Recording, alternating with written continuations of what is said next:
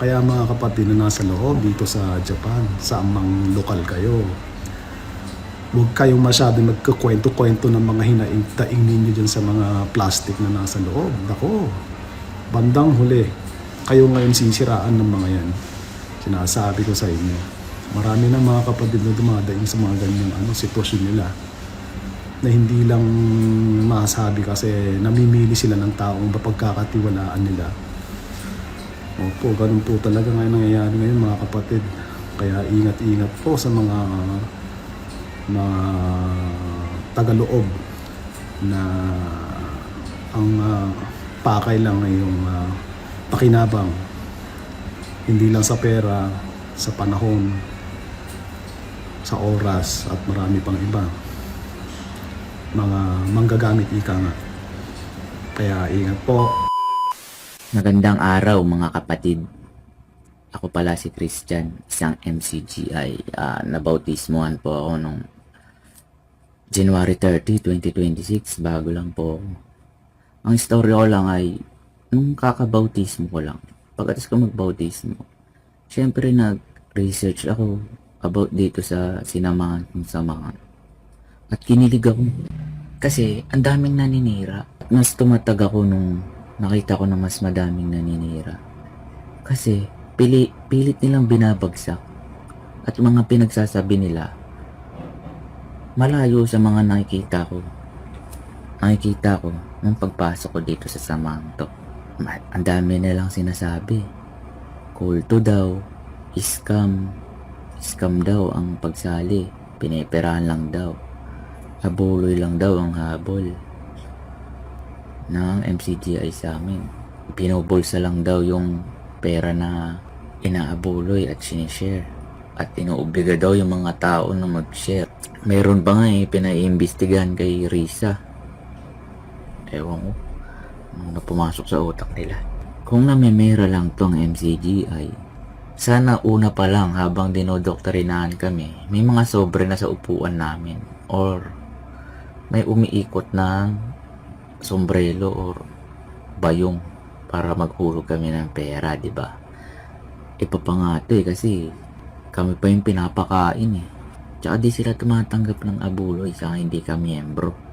Nung nakikinig pa nga lang ako sa MCGI, bumisita pa lang ako. Gusto ko magbigay ng tulong o abuloy. Hindi nila tinanggap. Pinagbabawal daw nila yan. Oo, nag-aabuloy at may mga target na proyekto. Mga proyekto para sa pagpalaganap ng mga aral at paggawa ng mabubuting gawa. Pero hindi naman yun sa pilitan. Puro voluntaryo yun. At saka nakikita naman namin eh. Kaya kami nagbibigay kasi nakikita naman namin mga pinagagawa ni Kuya, di ba? Nakikita naman namin yung mga pinagagawa at mga resulta, may resibo. Meron ngang libreng sakay ng bus sa Maynila. Baka nga sumasakay mga naninira dun, di ba? Tapos ang lakas nila manira. May mga project pa nga ginagawa na pagpapatayo ng mga clinic center. Diba, dito sa lugar ko, mayroon tinatayo na center. Malapit na matapos, diba? Salamat sa Diyos. Matatapos na. Makakatulong na yun sa mga kapos sa pera na magpagamot. Kasi lahat yun libre. Walang gagastusin yung mga kukonsulta dun. Meron pa nga pinapatayong hospital diba? Nagpabahay pa sa Bicol. Paano pamimira yun, diba? Ang layo talaga sa mga pinagsasabi ng mga naninira na binubulsa daw. Ewan ko ano pumasok sa mga utak nun. Ang kulit pa nun no? Mga dati silang miyembro. At ang tagal nilang tagal nilang naging miyembro bago sila umalis tas nanira Tumatag yung loob ko at pananampalataya kasi ganito yung takbo ng utak ko Bakit may maninira kung walang sisirain? Ibig sabihin matatag yun.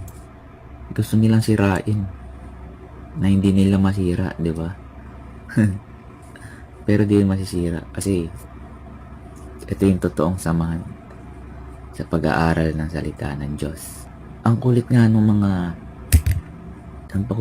mga naninira na yun, no? Kasi, paano sila nakakakuha ng video sa sa mga lokal? Ibig sabihin, umaatin sila. Nakikidesal sila. O, sino mukhang tanga dun, di ba? Sobrang trying hard sila na masira yung samang to.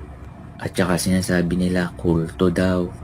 Paano magiging kulto to international na nga. Ang kulto maliit lang yun. Siguro sa isang lungsod lang yun na samahan. Dito masatawag na kulto kung international. Meron sa Brazil. Dami. Sa Chinese nga meron kahit bawal Biblia dun, di ba? Paano nyo masasabing kulto? Ba? Doon pa lang sa sinabi nilang kulto, wala na sila sa tamang pag-iisip. Sana sa mga bagong bautismo, wag po sana tayo matisod sa mga ginagawang paninira ng mga ex-miyembro na yan o kung sino man yan. Mga tao na po yan. Ingatan na po sila at magpakatatag tayo mga kapatid. Salamat sa Diyos mga kapatid.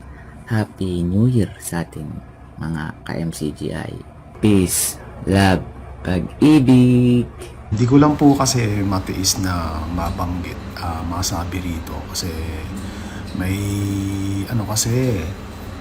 may kapatid dyan na sa loob na nakakasalamuha nila. Mas maigi pa, wag po kayo magkikwento ng kung ano-ano sa mga kapatid dahil hindi niyo po alam kung sino-sino yung mga kapatid na kapag napag-isip kayo na umalis na sa iglesyang yan, kayo mismo yung kapatid na kinausap nyo, sila mismo sisira sa inyo. Pagaya niyan, may kapatid na yung isa na ayokong pangalanan, pero pangalanganan ko na lang siya sa palayaw na AGY. Yan. Isa tong magaling magtanong, magaling siyang talagang kumamusta.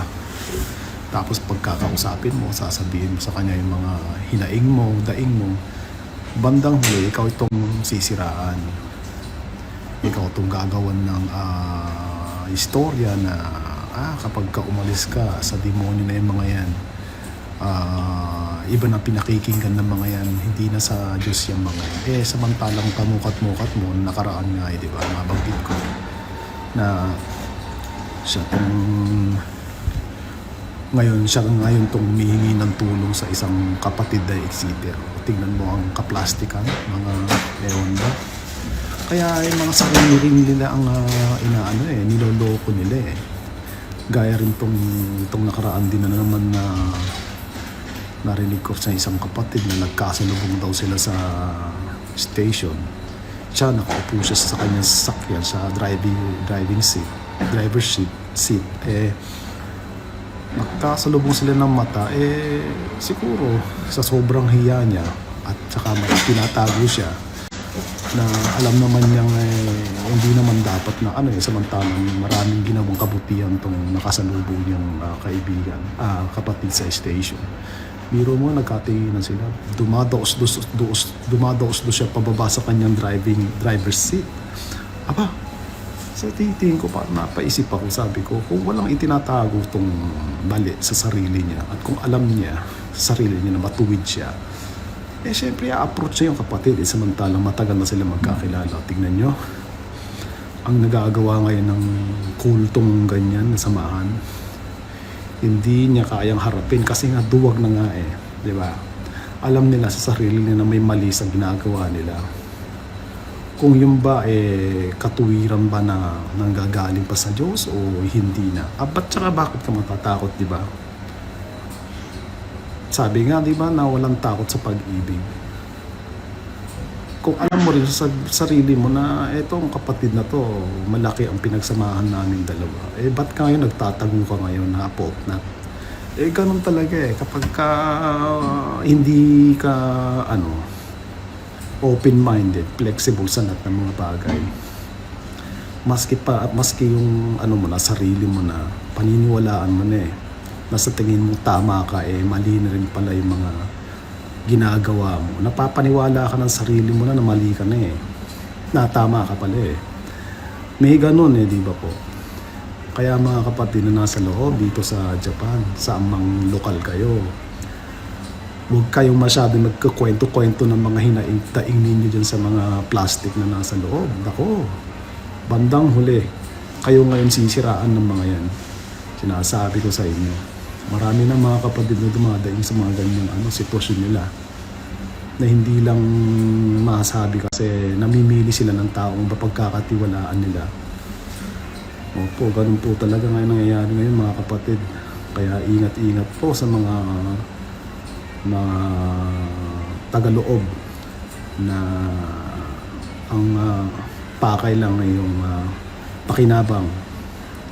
Hindi lang sa pera, sa panahon, sa oras at marami pang iba. Mga manggagamit ika nga. Kaya ingat po. Ingatan nawa.